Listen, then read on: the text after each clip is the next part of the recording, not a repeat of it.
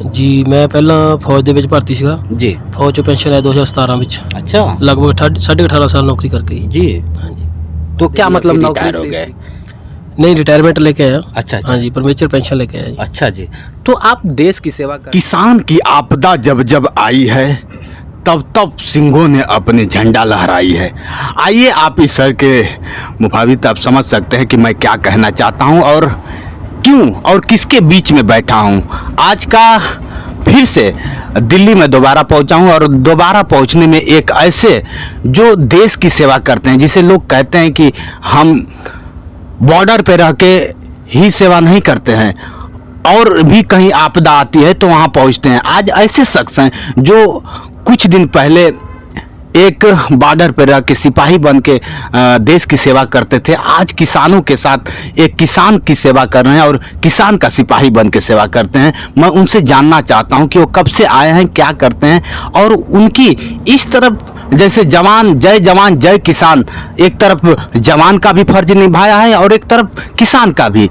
इनमें दिल दहलाने देने वाली बात यह है कि एक किसान का बेटा होते हुए जवान भी है और किसान भी है। सबसे बड़ी बात तो यह है। इसमें हम बात करते हैं, हमारे बीच में बैठे हैं एक सरदार जी हैं जो कि आज सिंधु बॉर्डर पे 1.5-2 महीने से आकर किसानों के साथ अपनी जंग लड़ रहे हैं 3 काले कानून के विरुद्ध में।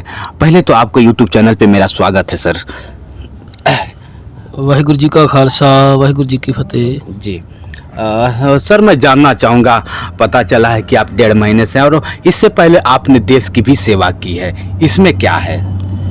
जी मैं पहला फौज ਦੇ ਵਿੱਚ ਭਰਤੀ ਸੀਗਾ जी। ਫੌਜ ਚੋਂ ਪੈਨਸ਼ਨ ਆਇਆ 2017 ਵਿੱਚ अच्छा ਲਗਭਗ 18.5 ਸਾਲ ਨੌਕਰੀ ਕਰਕੇ जी। हाँ जी। तो क्या मतलब नौकरी से इस्तीफा दे दिया फिर रिटायर हो गए? नहीं रिटायरमेंट लेके आया। अच्छा अच्छा। हाँ जी परमेश्वर पेंशन लेके आया जी। अच्छा जी। तो आप देश की सेवा करते, एक सिपाही बने, लोग कहते हैं कि देश की सेवा, आप जब बॉर्डर पे जगते हैं तो हम चैन से सोते हैं, पूरा देश भारत हमारा चैन से सोता है। तो आप वहाँ पे सेवा देते देते आपने सेवा को भी कार्यरत अपना पूर्ण रूप से स्थगित करके पेंशन लेकर आए हैं, तो फिर यहाँ पे किसानों के साथ उधर जवान बन के रहे, यहाँ पे किसान बन के, इसमें क्या भूमिका आप निभा रहे हैं? ਕੋਈ ਖਾਸ ਫਰਕ ਨਹੀਂ ਹੈ, ਸੇਮ ਭੂਮਿਕਾ ਹੀ ਹੈ ਜੀ। ਜੇ ਅਸੀਂ ਉੱਥੇ ਵੀ ਬਾਰਡਰ ਦੇ ਉੱਤੇ ਅਸੀਂ ਤਾਂ ਵੀ ਅਸੀਂ ਦੇਸ਼ ਦੇ ਵਾਸਤੇ ਲੜਦੇ ਹਾਂ ਜੀ। ਤਾਂ ਇੱਥੇ ਵੀ ਅਸੀਂ ਆਪਣੇ ਦੇਸ਼ ਵਾਸਤੇ ਹੀ ਲੜ ਰਹੇ ਹਾਂ ਕਿਉਂਕਿ ਕਿਸਾਨ ਆਪਣਾ ਨਹੀਂ ਪੂਰੇ ਦੇਸ਼ ਦਾ ਹੀ ਮਤਲਬ ਢਿੱਡ ਭਰਦਾ ਹੈ ਜੀ। ਇਸ ਕਰਕੇ ਸਾਨੂੰ ਜੇ ਉੱਥੇ ਅਸੀਂ ਮੰਨ ਲਓ ਆਪਣੇ ਦੇਸ਼ ਨੂੰ ਸੁਰੱਖਿਅਤ ਰੱਖਣਾ ਤਾਂ ਇੱਥੇ ਵੀ ਦੇਸ਼ ਨੂੰ ਹੀ ਸੁਰੱਖਿਅਤ ਰੱਖਣ ਵਾਸਤੇ ਅਸੀਂ ਇਹ ਜੰਗ ਲੜ ਰਹੇ ਹਾਂ ਜੀ। ਇਸ ਕਰਕੇ ਆਪਾਂ ਕਿਸਾਨਾਂ ਦਾ ਸਾਥ ਦੇ ਰਹੇ ਹਾਂ, ਅਸੀਂ ਖੁਦ ਕਿਸਾਨ ਵੀ ਹਾਂ, ਇਸ ਕਰਕੇ ਵੀ ਆਪਾਂ ਸਾਥ ਦੇ ਰਹੇ ਹਾਂ। धीरे धीरे अगर देखा जाए तो 100 दिन से भी पार हो गया किसान मोर्चा को और आप 1.5 महीने से 2 महीने से हैं तो 60 दिन आपको भी हो गया।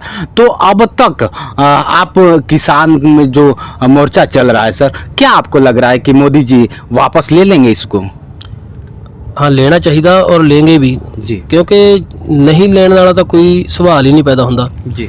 क्योंकि जो साडा मकसद है वो सिर्फ यही है भी कानूनों ਨੂੰ ਰੱਦ ਕਰਾਉਣ ਦਾ जी। ਤੇ ਅਸੀਂ ਉਸੇ ਹੀ ਮੰਨ ਲਓ ਵਿਸ਼ੇ ਦੇ ਉੱਤੇ ਗੱਲ ਕਰਾਂਗੇ, ਉਸੇ ਹੀ ਵਿਸ਼ੇ ਦੇ ਉੱਤੇ ਰਵਾਂਗੇ ਆਪਾਂ ਜਦੋਂ ਤੱਕ ਸਾਡੀਆਂ ਕਿਸਾਨ ਜਥੇਬੰਦੀਆਂ ਜਾਂ ਜਿੰਨੀਆਂ ਵੀ ਮੰਨ ਲਓ ਇਹਨਾਂ ਨੂੰ ਸਪੋਰਟ ਕਰਨ ਵਾਲੀਆਂ ਧਿਰਾਂ ਆ ਉਹਨਾਂ ਸਾਰਿਆਂ ਦਾ ਇੱਕੋ ਹੀ ਮੰਨ ਲਓ ਮੋਟਿਵ ਹੈ ਵੀ ਅਸੀਂ ਇਹ ਕਾਨੂੰਨ ਰੱਦ ਕਰਾਣੇ ਆ, ਅਸੀਂ ਇਹ ਕਾਨੂੰਨ ਰੱਦ ਕਰਾ ਕੇ ਹੀ ਜਾਵਾਂਗੇ।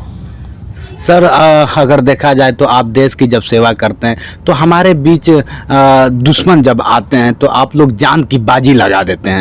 यहाँ भी आप कह रहे हैं कि मैं सेवा करने के लिए आया हूँ, वहाँ पे जवान था, यहाँ पे किसान का सिपाही और किसान भी है आप, तो वहाँ पे तो जान की बाजी लगा देते हैं। अब यहाँ पे अगर जान की बाजी आ गई तो क्या आप कहेंगे? ਸਾਡੇ ਗੁਰੂ ਸਾਹਿਬਾਂ ਦਾ ਫਰਮਾਨ ਹੈ, ਸਾਡੇ ਗੁਰੂ ਸਾਹਿਬਾਂ ਦਾ ਸਾਨੂੰ ਇਹ ਹੁਕਮ ਹੈ, ਮੰਨ ਲਓ ਇੱਕ ਸਾਨੂੰ ਇਹ ਸਾਡਾ ਵਿਰਸਾ ਹੈ ਜੀ ਕਿ ਅਸੀਂ ਜਿੱਥੇ ਵੀ ਲੜੇ ਅਸੀਂ ਮਜਲੂਮ ਦੇ ਹੱਕ ਵਿੱਚ ਲੜਿਆ ਜੀ, ਜ਼ੁਲਮ ਦੇ ਨਾਲ ਲੜਿਆ ਜੀ। ਤੇ ਇੱਥੇ ਵੀ ਅੱਜ ਦੀ ਜੋ ਮੌਜੂਦਾ ਸਰਕਾਰ ਹੈ ਉਹ ਜ਼ੁਲਮ ਕਰ ਰਹੀ ਹੈ ਜੀ। ਤੇ ਅਸੀਂ ਅੱਜ ਵੀ ਜ਼ੁਲਮ ਦੇ ਖਿਲਾਫ ਲੜਾਂਗੇ ਜੀ। ਤੇ ਚਾਹੇ ਉਹਦੇ ਵਾਸਤੇ ਸਾਨੂੰ ਮੰਨ ਲਓ ਕਿਸੇ ਵੀ ਹੱਦ ਤੱਕ ਜਾਣਾ पवे, अपनी जान भी जाती जावे, कोई परवाह नहीं। वहाँ तो हथियार से लड़ाई लड़ा जाता है, यहाँ फिर कैसे लड़ेंगे? हथियार भी नहीं उठाना है और उस जंग से हमें लड़ना है जिसको बिन हथियार से जीता जा सके। तो वो कौन सा हथियार होगा कि आप हथियार भी नहीं उठाएंगे और उस जंग को जीत लेंगे आप? ਇਹ ਸਾਡੀ ਸ਼ਾਂਤੀ ਨਾਲ ਬੈਠਣਾ ਹੀ ਸਾਡਾ ਸਭ ਤੋਂ ਵੱਡਾ ਹਥਿਆਰ ਹੈ जी ਹੈ ਨਾ। ਬਾਕੀ ਜੋ ਜਥੇਬੰਦੀਆਂ ਦੇ ਵਿੱਚੋਂ ਜੋ ਵੀ ਹੁਕਮ ਪਾਸ ਹੁੰਦੇ ਆ ਉਹਦੇ ਤੇ ਅਮਲ ਕਰਨਾ, जी ਤੇ ਅਸੀਂ ਲੋਕਾਂ ਨੂੰ ਮਤਲਬ ਇਹੀ ਪ੍ਰੇਰਿਤ ਕਰ ਰਹੇ ਹਾਂ ਕਿ ਸ਼ਾਂਤੀ ਦੇ ਨਾਲ ਬਹਿ ਕੇ ਵੀ ਜੰਗਾਂ ਜਿੱਤੀਆਂ ਜਾਂਦੀਆਂ ਨੇ। जी ਸਾਡੇ ਗੁਰੂ ਸਾਹਿਬਾਂ ਨੇ ਸਾਨੂੰ ਇਹ ਵੀ ਮਤਲਬ ਇਹ ਸਾਨੂੰ ਸਾਰਾ ਕੁਝ ਸਿੱਖਿਆ ਦਿੱਤੀ ਹੈ। ਜੀ। ਸਾਡੇ ਇਤਿਹਾਸ ਦੇ ਵਿੱਚ ਬਹੁਤ ਸਾਰੇ ਇਹੋ ਜਿਹੇ ਪਹਿਲੂ ਹੈ ਜਿਨ੍ਹਾਂ ਨੂੰ ਪੜ੍ਹ ਕੇ ਸੁਣ ਕੇ ਅਸੀਂ ਇਸ ਵਾਸਤੇ ਜੀ। ਤਿਆਰ ਬਰ ਤਿਆਰ ਹਾਂ। जी धीरे धीरे ठंड का माहौल था, ठंड का माहौल जब ख़त्म हो गया तब गर्मी का माहौल आ गया। गर्मी में भी लोग आते और जा रहे हैं, आए हैं और चले जाते हैं। और ऐसे ही किसान आंदोलन लोग ऐसे शोर मचाते हैं, मीडिया शोर मचा रही है कि बहुत हुड़दंग हो रहा है, किसानों से बहुत नफरत हो रहा है, किसान बहुत रोड़ा पा रहे हैं। तो इसमें आपका ऐसा लग रहा है आपको? ਨਹੀਂ, ਇਹ ਸਭ ਜੋ ਨੈਸ਼ਨਲ ਮੀਡੀਆ ਹੈ ਉਹਦੀਆਂ ਖਬਰਾਂ ਹੈ। जी ਤੁਸੀਂ ਆਮ ਜੋ ਕਿਸਾਨਾਂ ਦੇ ਵਿੱਚ ਜੋ ਮੀਡੀਆ ਹੈ, ਜਿਵੇਂ ਕਿ ਤੁਸੀਂ ਹੋਏ ਤਾਂ ਤੁਸੀਂ ਦੇਖ ਸਕਦੇ ਹੋ ਇੱਥੇ ਘੁੰਮ ਕੇ ਕਿ ਕਿਸਾਨਾਂ ਨੇ ਪੱਕੇ ਹੀ ਤੌਰ ਦੇ ਉੱਤੇ ਪੱਕੇ ਜੋ ਗਰਮੀ ਤੋਂ ਬਚਣ ਵਾਸਤੇ ਜੋ ਸ਼ੈੱਡ ਹੈ ਬਣਾ ਰੱਖਿਆ ਹੈ, जी ਤੇ ਕੂਲਰ ਪੱਖਿਆਂ ਦਾ ਬੰਦੋਬਸਤ ਹੋ ਚੁੱਕਿਆ। ਆਉਣ ਵਾਲੇ ਸਮੇਂ ਦੇ ਵਿੱਚ ਏਸੀਆਂ ਦਾ ਵੀ ਬੰਦੋਬਸਤ ਹੋ ਰਿਹਾ ਹੈ। ਜੀ। ਕਿਸੇ ਤਰ੍ਹਾਂ ਦੀ ਕੋਈ ਪ੍ਰੋਬਲਮ ਨਹੀਂ ਹੈ। जी ਤੇ ਕੋਈ ਜਿਵੇਂ ਸਰਦੀ ਦੇ ਮੌਸਮ ਦੇ ਵਿੱਚ ਬੈਠੇ ਇੱਥੇ ਗਰਮੀ ਦਾ ਮੌਸਮ ਵੀ ਸਾਨੂੰ ਕੋਈ ਫਰਕ ਨਹੀਂ ਪਾਏਗਾ। ਜੀ। ਇਸ ਚੀਜ਼ ਦੇ ਉੱਤੇ ਅਸੀਂ ਕਿਸੇ ਮੌਸਮ ਦਾ ਕਿਸੇ ਵੀ ਤਰ੍ਹਾਂ ਦਾ ਕੋਈ ਪ੍ਰਭਾਵ ਨਹੀਂ ਹੈ। ਤਾਂ ਮੋਰਚਾ ਚੜ੍ਹਦੀ ਕਲਾ ਦੇ ਵਿੱਚ ਹੈ, ਚੜ੍ਹਦੀ कला ਵਿੱਚ ही रहेगा। सर लास्ट सवाल ये कहूँगा कि मैंने सुना है कि बच्चों को गतका सिखा रहे हैं, जिसमें क्या होता है कि तलवार वलवार भी, जैसे आप लोग कृपान बोलते हैं, कृपान सिखा रहे हैं, लठ सिखा रहे हैं। तो कुछ पहली ऐसा आप लोग का ये है, मैं पूरा घूम के देखा कि कोई गतका सिखाने वाला नहीं है। तो कुछ लोगों ने कहा कि ये लड़ने की तैयारी कर रहे हैं। तो इसमें क्या आप कहेंगे, सच्चाई क्या है? ਸੱਚਾਈ ਇਹੀ ਹੈ ਕਿ ਆਪਾਂ ਆਪਣੀ ਰੱਖਿਆ ਵਾਸਤੇ ਸਾਨੂੰ ਹਮੇਸ਼ਾ ਹੀ ਮੰਨ ਲਓ ਸਾਨੂੰ ਹਥਿਆਰ ਚਲਾਉਣਾ ਆਉਣਾ ਜ਼ਰੂਰੀ ਹੈ। जी जी ਤੇ ਇੱਕ ਗੁਰਸਿੱਖ ਲਈ ਤਾਂ ਸਭ ਤੋਂ ਵੱਡੀ ਇਹ ਮੰਨ ਲਓ ਪ੍ਰੇਰਨਾ ਹੈ। जी ਸਾਡੇ ਗੁਰੂ ਦਾ ਹੁਕਮ ਵੀ ਹੈ, ਬਿਨ ਕੇਸ ਸਿੰਘ ਨਰੰਗ जी ਬਿਨ ਸ਼ਸਤਰ ਕੇਸ ਸਿੰਘ ਨਰੰਗ ਭੇਡ ਜਾਨੋ। जी ਤੇ ਬਿਨਾਂ ਸ਼ਸਤਰਾਂ ਤੋਂ ਕੇਸਾਂ ਤੋਂ ਜਿਹੜਾ ਇਨਸਾਨ ਹੈ ਉਹ ਭੇਡ ਦੇ ਬਰਾਬਰ ਹੈ। ਜੀ। ਤੇ ਭੇਡ ਨੂੰ ਕੋਈ ਵੀ ਮੁੰਨ ਸਕਦਾ ਹੈ अच्छा ਤੇ ਭੇਡਾਂ ਹੀ ਮੁੰਨੀਆਂ ਜਾਂਦੀਆਂ ਹਨ, ਸਿੰਘਾਂ ਨੂੰ ਸ਼ੇਰਾਂ ਨੂੰ ਕੋਈ ਹੱਥ ਨਹੀਂ ਲਾ ਸਕਦਾ। ਇਸ ਕਰਕੇ ਆਪਾਂ ਆਪਣੇ ਬੱਚਿਆਂ ਨੂੰ, ਆਪਣੇ ਜੋ ਸਾਡੇ ਗੁਰਸਿੱਖ ਬੱਚੇ ਆ ਉਹਨਾਂ ਨੂੰ ਅਸੀਂ ਇਹੀ ਮਤਲਬ ਆਪ ਦੇ ਮਾਧਿਅਮ ਰਾਹੀਂ ਦੱਸਣਾ ਚਾਹੁੰਦੇ ਹਾਂ ਕਿ ਭਾਈ ਵੱਧ ਤੋਂ ਵੱਧ ਸ਼ਾਸਤਰ ਵਿਦਿਆ ਸਿੱਖੋ, ਗੁਰਬਾਣੀ ਦੇ ਨਾਲ ਲੱਗੋ, ਤਾਂ ਕਿ ਤੁਹਾਨੂੰ ਆਪਣੇ ਗੁਰੂ ਦੀ ਪ੍ਰੇਰਨਾ ਮਿਲ ਸਕੇ ਤੇ ਸਾਨੂੰ ਉਹ ਜਜ਼ਬਾ ਮਿਲ ਸਕੇ, ਹੌਸਲਾ ਮਿਲ सके। क्या बात है, सच्चाई है दोस्तों। गुरसिख और गुरु ग्रंथ में लिखा गया है कि हमेशा तैयारी नाल रहो और तैयारी से रहना है। कब कोई ज़रूरी नहीं है कि हमें किसान से ही लड़ना है, समाज से ही लड़ना है या फिर सरकार से ही लड़ना है। हमें सुरक्षा स्वयं करनी है। हथियार, हम जिस हथियार को चलाते हैं, ज़रूरी नहीं है कि हम हथियार उठाए हैं तो सरकार के विरुद्ध उठाए हैं या फिर किसी के विरुद्ध उठाए, स्वयं की सहायता करनी है। ऐसा कुछ ग्रंथ में लिखा गया है क्या सर? अच्छा, लास्ट सवाल मैं आपसे करना चाहूँगा कि किसान अब तो बहुत काफ़ी परेशान रहे हैं और फिर भी परेशान हैं।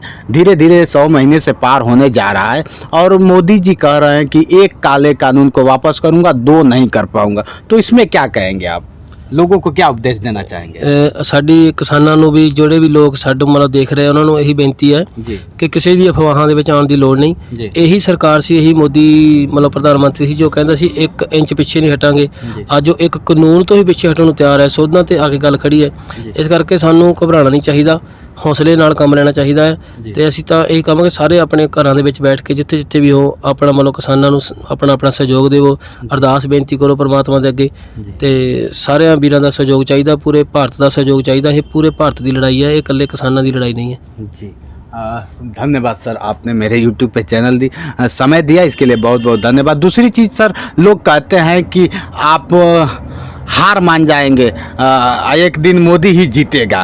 तो मोदी जी और सरकार के बीच में, जो किसान और सरकार के बीच में लड़ाई चल रही है, ऐसा कहीं कुछ नहीं। किसान हमेशा तत्पर थे, तत्पर हैं और तत्पर रहेंगे क्या सर? ਬਿਲਕੁਲ ਬਿਲਕੁਲ जी ਕਿਉਂਕਿ ਅਸੀਂ ਜਿੱਤਣ ਹੀ ਆਏ ਤਾਂ ਜਿੱਤ ਕੇ ਹੀ ਜਾਵਾਂਗੇ। जी ਜਾਂ ਅਸੀਂ ਆਪਣੀ ਜਿੱਤ ਦੀ ਖੁਸ਼ੀ ਲੈ ਕੇ ਜਾਵਾਂਗੇ ਜਾਂ ਸਾਡੀ ਮੌਤ ਦਾ ਮਾਤਮ ਮਨਾਇਆ ਜਾਵੇਗਾ। ਇੱਕੋ ਚੀਜ਼ ਹੋਵੇਗੀ, ਜਾਂ ਮਰਾਂਗੇ ਜਾਂ ਹੀ ਜਿੱਤਾਂਗੇ।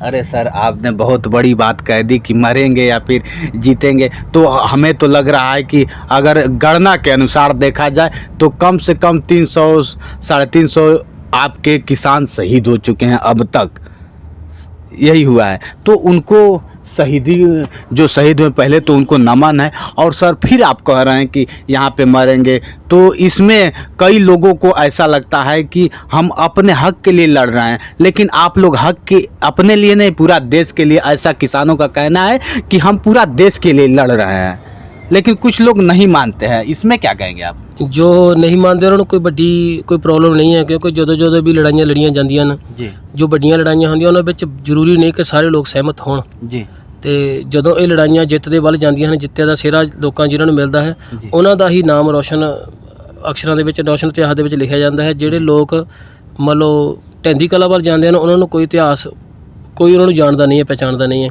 ਅੱਜ ਦਾ ਸਮਾਂ ਦੇਖ ਲਓ ਤੁਸੀਂ, 1947 ਦਾ ਦੇਖ ਲਓ, ਕੋਈ ਵੀ ਜੰਗ ਦੇਖ ਲਓ ਤੁਸੀਂ, ਦੇਸ਼ ਦੀ ਕਿਸੇ ਵੀ ਦੇਸ਼ ਦੀ ਦੇਖ ਲਓ, ਉਹਦੇ ਵਿੱਚ ਜੋ ਲੜਨ ਵਾਲੇ ਹੁੰਦੇ ਹਨ ਬਹੁਤ ਘੱਟ ਹੁੰਦੇ ਹਨ। आप कभी आपके कार्यरत आप रहे, जब फौज में कार्यरत है, तो कभी जंग लड़े कि नहीं सर आप? ਨਹੀਂ, ਮੈਂ ਮੇਰੇ ਮਤਲਬ ਜੋ ਸਰਵਿਸ ਦੇ ਦੌਰਾਨ ਕਦੇ ਕੋਈ ਜੰਗ ਦੇ ਵਿੱਚ ਸਾਨੂੰ ਹਿੱਸਾ ਲੈਣ ਦਾ ਮੌਕਾ ਨਹੀਂ ਮਿਲਿਆ, ਜੀ ਤੇ ਅਸੀਂ ਇਹੀ ਚਾਹੁੰਦੇ ਕਿ ਮੌਕਾ ਮਿਲੇ ਵੀ ਨਾ ਕਿਸੇ ਨੂੰ, ਕਿਉਂਕਿ ਕੋਈ ਵੀ ਹੈ ਜੰਗ ਦਾ ਤਾਂ ਮਤਲਬ ਮਾਹੌਲ ਜੋ ਵੀ ਹੈ ਨਾ ਹੀ ਬੁਰਾ ਹੈ। ਤਾਂ ਅਸੀਂ ਚਾਹੁੰਦੇ ਵੀ ਜੰਗ ਦਾ ਮਾਹੌਲ ਨਾ ਪੈਦਾ ਹੋਵੇ, ਸ਼ਾਂਤੀ ਨਾਲ ਪ੍ਰੇਮ ਨਾਲ ਸਾਰੇ ਲੋਕ ਇੱਕ ਦੂਜੇ ਨਾਲ ਪ੍ਰੇਮ ਨਾਲ ਰਹਿਣ, ਜੀ ਤੇ ਇਹੀ ਅਸੀਂ ਸਾਰਿਆਂ ਨੂੰ ਅਪੀਲ ਕਰਦੇ ਹਾਂ ਕਿ ਪ੍ਰੇਮ ਨਾਲ ਰਹੋ। ਕੋਈ ਕਿਸੇ ਦੇ ਧਰਮ, ਰੰਗ, ਨਸਲ ਦਾ ਕੋਈ ਫਰਕ नहीं है, ਸਾਰੇ ਇੱਕ ਬਰਾਬਰ ਹੈ, ਸਾਰਿਆਂ ਨੂੰ ਬਰਾਬਰ ਦੇ ਹੱਕ ਮਿਲਣੇ ਚਾਹੀਦੇ ਹਨ। हाँ, धन्यवाद सर। और सच्चाई है दोस्तों, मैं आपको बता देना चाहूँ, जो देश की सेवा किया है वो बखूबी जानता होगा कि बर्फीली पहाड़ियों में जाकर सेवा करता है। आज फिर वही बर्फीली से लेके फिर कड़ाके की, अब धीरे धीरे से गर्मी भी होने लगी है, कड़ाके की धूप हो रही है, फिर भी ये सेवा दे रहे हैं। इनके बहुत बहुत मेरे तरफ से नमन है और सलाम करते हैं ऐसे जवान को कि अपने पूरा उम्र फौज में बिताया, आज किसानों के बीच में बिता रहे हैं। इनको हमारे तरफ से नमन है। और अब मैं भी चाहूँगा कि आप ऐसे लोगों का हौसला अफजाई करें। मैं हूँ जितेंद्र दिम्यांग और आप देख रहे हैं मेरा यूट्यूब चैनल जोश एक्सप्रेस। नमस्कार दोस्तों।